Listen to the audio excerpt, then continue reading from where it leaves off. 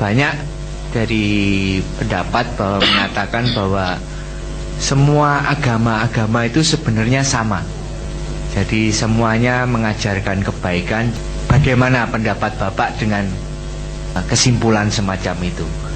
Pertanyaan saya yang kedua, Ahmadiyah yang mengatakan bahwa Yesus itu tidak mati disalibkan melainkan pergi ke India, apakah sebenarnya ada bukti secara historis, Pak, bahwa Yesus itu memang mati di kayu salib dan dibangkitkan? Ya, terima kasih. Yang pertama, ada pandangan tentang semua agama itu sama. Itu digolongkan banyak dalam studi ilmu agama-agama, misalnya sinkretisme atau paralelisme dan sebagainya. Tapi istilah-istilah ini semua masih belum baku dalam studi ilmu agama-agama. Kalau dikatakan apakah semua agama itu sama, itu ya benar ya, tidak benar. Benarnya dalam pengertian apa? Ada wilayah tertentu yang tadi saya gambarkan dalam bagan bundar-bundar tadi. Ada wilayah tertentu di mana memang di situ sama. Dalam soal moralitas misalnya, dalam soal menegakkan keadilan, sama memang. Tetapi ada yang tidak sama. Misalnya, ini gara-gara Departemen Agama bikin definisi agama. Dulu sebetulnya kan ketika Indonesia itu dinyatakan sebagai bukan negara agama, tapi juga bukan negara sekuler, ini kita baru menciptakan frame segi lima yang namanya Pancasila. Tapi isinya itu sering melanggar frame-frame yang digariskan. Pada saat itu ketika negara Republik Indonesia dan negara Pancasila yang bukan negara agama, bukan negara sekuler. Apa artinya negara sekuler? Mensterilkan nilai-nilai agama dari penyelenggaraan negara. Apa artinya negara agama? Ya, memformalkan hukum salah satu agama sebagai hukum negara. Indonesia tidak seperti itu. Tapi kemudian Departemen Agama disusun untuk menunjukkan sekalipun hukum agama tidak diformalkan, tapi pemerintah perlu memberikan fasilitas pada kehidupan umat beragama. Tapi tidak diculni begitu aja seperti di negara sekuler, kira-kira seperti itu. Tapi ketika muncul Departemen Agama itu sebetulnya justru muncul banyak masalah. Dulu kemudian ada definisi karena orang-orang kebatinan ingin diakui sebagai komunitas religius tersendiri, dicekal sama kelompok agama, tidak boleh. Kemudian muncul definisi agama, harus punya Tuhan, punya Nabi, punya kitab suci. Ini definisi Islam yang dipaksakan sebetulnya. Nah, definisi Islam itu yang dipaksakan kemudian untuk mencekal setiap yang tidak cocok dengan frame of reference Islam ini. Makanya ketika definisi Islam ini dipaksakan, Kristennya nggak masalah. Sekalipun pemahamannya Yesus bukan sekedar nabi, tapi bisa berfungsi sebagai nabi. Karena Mesias itu kan imam, nabi, raja.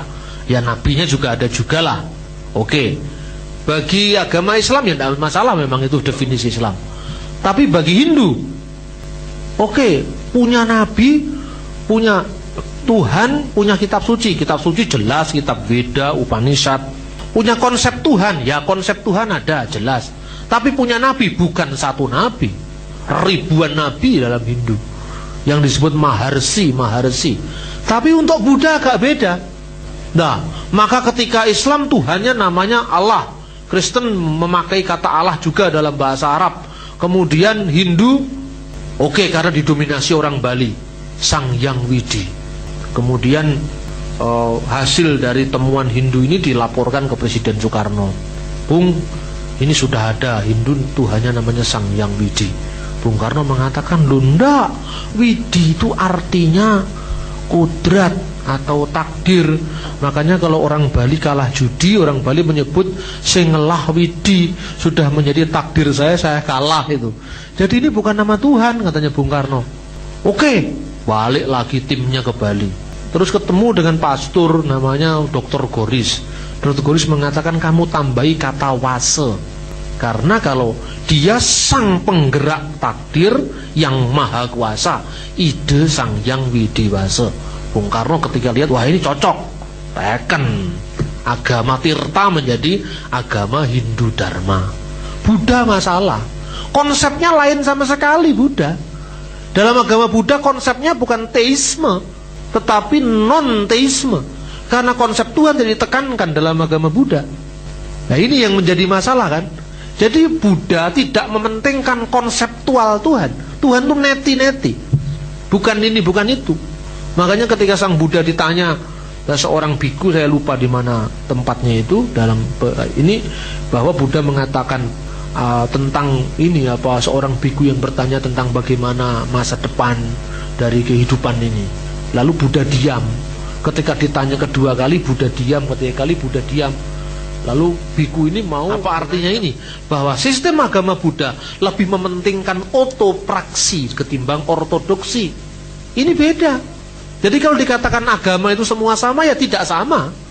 Tapi ada kesamaan, iya. Kesamaannya apa? Padahal hal yang sifatnya moralistis. Itu pun tidak semuanya sama. Misalnya dalam Kristen, kawin lebih dari satu itu cacat moral. Bagi Islam itu bukan cacat moral. Tapi bagi orang Islam makan babi itu cacat moral, kan? Jadi ini artinya moralitasnya juga beda juga. Hal-hal tertentu yang bisa mengerucut lagi, soal keadilan, soal perdamaian, soal keutuhan ciptaan, sama. Tapi toh demikian pendekatannya berbeda, karena dia memiliki world of view yang berbeda-beda. Nah di sini bisa dibersamakan, tapi tidak bisa disamakan. Untuk mengatakan bahwa semua agama sama, saya kira itu berlawanan dengan fakta yang sesungguhnya. Memang tidak sama, tapi bisa bersama-sama. Jadi tidak sama, tapi bisa bersama-sama. Karena dia memiliki nilai-nilai yang diagungkan bersama. Saya kira itu. Yang kedua tentang Ahmadiyah yang mengatakan Yesus pergi ke India. Ini semula sebetulnya Ahmadiyah ini tidak sendiri. Saya ini di forum-forum nasional, terutama sejak beberapa bulan kedatangan saya dari Mesir ini, saya selalu membela eksistensi Ahmadiyah, supaya Ahmadiyah kembali diperbolehkan. Wong Arif Rahman Hakim itu Ahmadiyah kok sebetulnya. Jadi kenapa negara sampai jauh-jauh ngurusi keyakinan orang? Ini masalah privat. Sekalipun kampus Al-Mubarak itu dihancurkan, tapi iman seseorang tidak bisa diurusi oleh negara. Saya bilang, seharusnya kalau mau komplain, yang paling dirugikan dengan statement Ahmadiyah orang Kristen. Karena apa? Klaim pertama kali kenabian Mirza Ghulam Ahmad adalah kematian Yesus dan penemuan kuburannya di India. Dan Kristus mengatakan maksud saya Hazrat Mirza Ghulam Ahmad mengatakan, Ana huwa Masihul Mau'ud, aku adalah the promised Messiah, aku adalah Kristus yang dijanjikan. Dan sekarang ini pemimpinnya dia namanya Khalifatul Masih, yaitu wakil Kristus yang kelima. Karena Kristus itu bukan Yesus Kristus, tapi Mirza Ghulam Ahmad itu.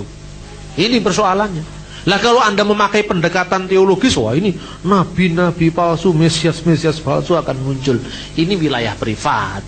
Kalau wilayah publik bernegara ya jangan ngomong begitu. Tapi kalau diskusi pribadi bolehlah, bahwa kami tidak menerima kenabian Mirza Ghulam Ahmad. Anda bisa membaca tulisan saya ini makalah dari diskusi bulanan. Saya kutipkan ungkapan Bung Karno di sini, dan Injil Matius 13 ayat 29 sampai 30. Biarkanlah ilalang itu tumbuh tadi. Lalu Bung Karno berkata, saya tidak percaya bahwa Mirza Ghulam Ahmad adalah nabi, dan belum percaya pula bahwa dia adalah seorang pembaru. Tapi ada buku-buku keluaran Ahmadiyah yang saya dapat banyak faidah daripadanya. Bahwa saya bukan seorang Ahmadiyah, tapi hanya seorang pelajar agama yang sudah nyata bukan kolot dan bukan seorang pengikut yang taklid sahaja. Jadi Bung Karno ini loh contohnya seorang negarawan. Dia tidak menerima Mirza Ghulam Ahmad sebagai nabi, tapi yang menerima ya silakan gitu. Itu urusannya dia. Lah kalau negarawannya kayak Bung Karno gini, negara ini tetap Bhinneka Tunggal Ika. Tapi kalau Ahmad Sumargono pecah belah kemana-mana, negara ini tidak bisa. Nah ini saudara-saudara. Lalu apakah ada bukti? Pertama saya akan jawab dulu tentang Ahmadiyah. Yang diklaim sebagai Yesus ke India itu sebetulnya bukan ciptaan Ahmadiyah semata-mata. Gerakan-gerakan yang namanya Freemason, gerakan yang namanya zaman baru, gerakan yang teosofi abad ke-19 itu memang sudah banyak punya teori bahwa Yesus pergi ke dunia timur. Antara lain Yesus belajar yoga, Yesus belajar kepada guru di Tibet. Itu banyak tulisan sebetulnya. Lah ketika dalam situasi di mana orang-orang yang namanya teosofi itu menggambarkan Yesus pergi kemana-mana, itulah Mirza Ghulam Ahmad muncul. Nicholas Notovit adalah seorang penulis Rusia yang mengklaim bahwa dia telah menemukan lontar-lontar Tibet yang isinya perjalanan Yesus ke sebuah biara Tibet di perbatasan Afghanistan. Kemudian seorang sejarawan pada zamannya dia, namanya Mark Muller, seorang sejarawan, dia telah meng-cross check apakah benar ada lontar-lontar Tibet yang isinya perjalanan Yesus ke Afghanistan. Dicek, ada beberapa saksi mata yang waktu itu orang berada di biara yang sama, dan dia bicara dengan para biku Hindu, biku Buddha yang disebut lama. Pimpinannya namanya Dai Lama. Itu ada lama-lama yang lain. Tidak pernah ada cerita itu. Tetapi Nicholas mengatakan bahwa saya telah menerjemahkan lontar-lontar dari bahasa Tibet. Itu tidak pernah ada. Seperti klaimnya Joseph Smith, katanya malaikat Moroni telah datang kepada dia dan telah menerjemahkan pesan-pesan dari surga dalam lempengan-lempengan emas. Kemudian jadi The Book of Mormon, satunya lagi The Doctrine and Covenant, doktrin dan perjanjian. Ketika diselidiki, di cross check secara ilmiah, yang disebut The Book of Mormon itu ternyata kebanyakan salinan dari King James Version sampai bahasa Inggrisnya bahasa Inggris King James. Lalu di mana cross checknya? Lontar apa yang namanya lempengan-lempengan emas, oh sudah dibawa kembali oleh malaikat Moroni ke surga. Ya kalau gitu ya jumlahnya banyak. Kalau gitu ya saya bisa mengatakan tadi malam saya bertemu dengan Yesus pada malam Selasa Kliwon. Yesus memberikan kepada saya lontar-lontar dari perak. Kitab itu kemudian saya salin secepat kilat, padahal itu karya saya 2 tahun lebih. Kemudian saya tulis ini wahyu dari surga. Ternyata bukan wahyu dari surga, wahyu si Hombing itu yang ngomong sama saya.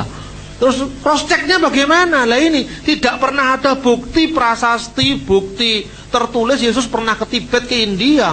Kalau ngomong seperti ini kan banyak orang bisa. Lalu kan subjektif, tidak ada datanya. Nah ini Mirza Ghulam Ahmad seperti itu. Pertama-tama dia ini, tapi kalau dipikir-pikir itu salahnya misionaris itu.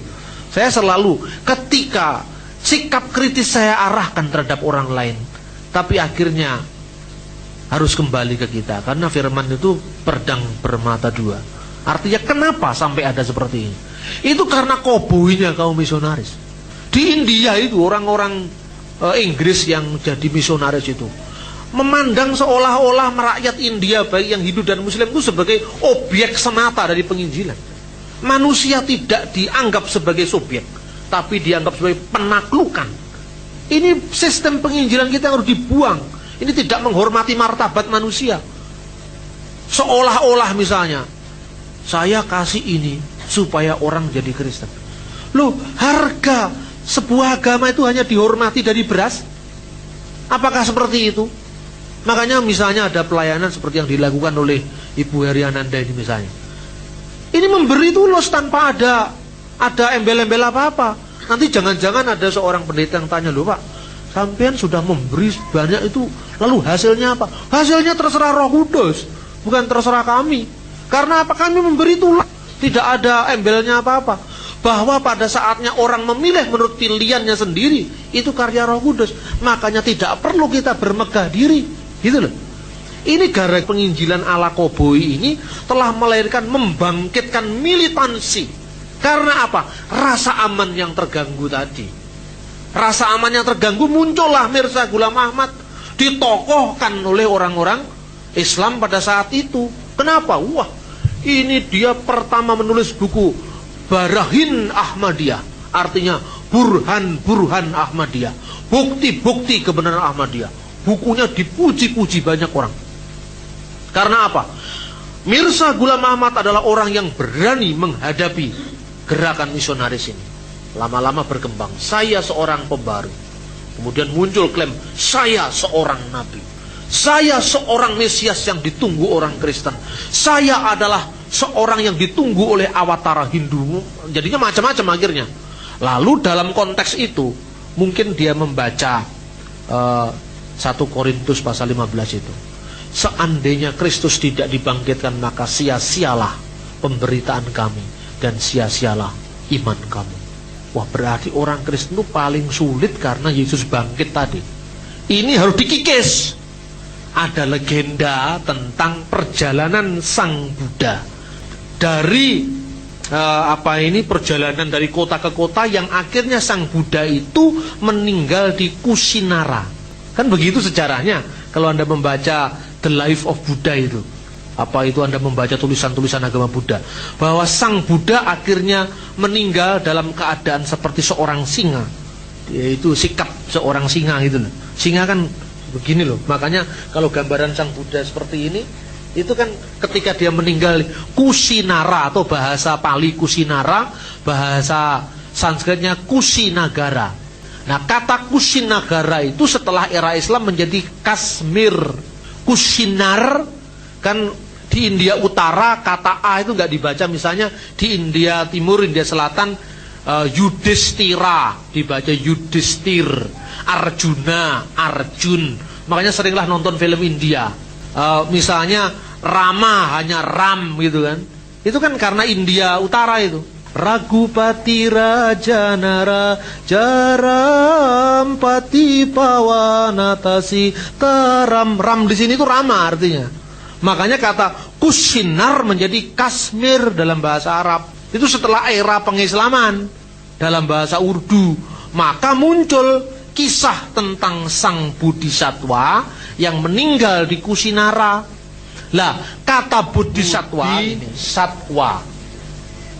Anda tahu kan orang Arab itu kan bahasa apa sajalah. Kalau disebut dalam bahasa Arab Bodhisattva itu begini. Bodhisattva. Ini dari kata Bodhisattva ini. Lewat apa kata Bodhisattva menjadi Bodhisattva? Ketika penulis-penulis Arab dari zaman Abbasiyah abad 9-10, misalnya Al-Mas'udi menulis buku Mafatih Al-Ulum, kisah Buddha ini diekspor, dimasukkan ke dunia Arab, diimpor ke Arab. Kemudian disitulah kita mulai mengenal kata Bodhisattva. Lalu betapa dalam bahasa Arab itu sering tertukar antara B dengan Y. Jadi lama-lama jadi Yudhisaf. Terus kemudian D ini tertukar dengan J. Jadi akhirnya Yusasaf. Ini loh. Jadi sekarang ini kalau gini tuh U panjang, Bodhisaf. Bukan Yuda. Yudasaf. Kemudian Yusasaf. Jadi Yusasaf, Buddhasaf, Yudasaf itu dari Bodhisattva dalam tulisan-tulisan Arab. Dari tulisan Arab kemudian jadi tulisan Persia. Lah di Kusinar atau di Kashmir itu ada tradisi tentang kuburan tua. Menurut ahli sejarah Afghanistan dari abad ke-15 misalnya Tariq-i-Kashmir, itu kuburan seorang duta Mesir yang meninggal di Kusinar atau di Kashmir. Kemudian ketika Mirza Ghulam Ahmad menugaskan salah seorang muridnya untuk mencari jejak Yesus di India. Lalu muridnya, kemudian tiba-tiba Nabi Mirza menerima wahyu dari Tuhan yang intinya ada bekas tapak Yesus di kuburan itu. Wah, yang bikin laporan ini kemudian kaget loh. Lah itu laporan dari saya kok katanya wahyu gitu. Langsung dia keluar dari Mirza Ghulam Ahmad, akhirnya dia menjadi guru agama Baha'i. Mirip sama sekali dengan Yesus ini.